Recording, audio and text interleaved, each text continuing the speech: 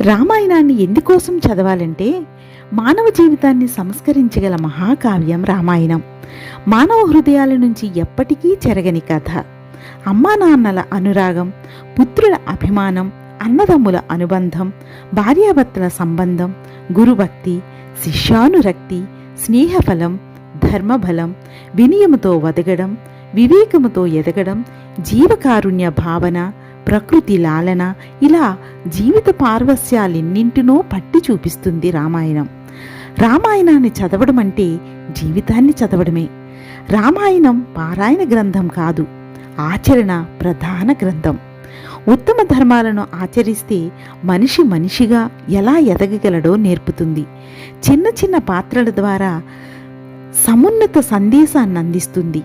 రామో విగ్రహవాన్ ధర్మః సత్యధర్మ పరాక్రమః అన్న మహితోక్తిని మారీచుని నోటి నుండి మహర్షి పలికించాడు. రాముని వంటి ఆదర్శమూర్తి, రామాయణం వంటి ఆదర్శ కావ్యం నభూతో నభవిష్యతి. మనిషి ఉన్నంతకాలం రామాయణం ఉంటుంది.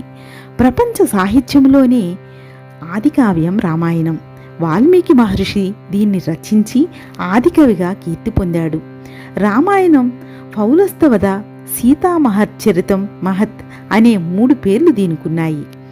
6 కాండల విభాగంతో 24,000 శ్లోకాలతో సంస్కృత భాషలో సాగిన రచన ఇది. తరువాతి కాలంలో ఎన్నో రామాయణాలు వచ్చాయి. మన దేశంలోనే కాదు, ప్రపంచంలోని పలు దేశాల్లో ఈ రామాయణ కథ మనకు కనిపిస్తుంది, వినిపిస్తుంది. వారి వారి ప్రతిభను అనుసరించి వాల్మీకి కథకు జోడింపులు చేసిన కవులు ఉన్నారు. అవే నిజం అన్నంత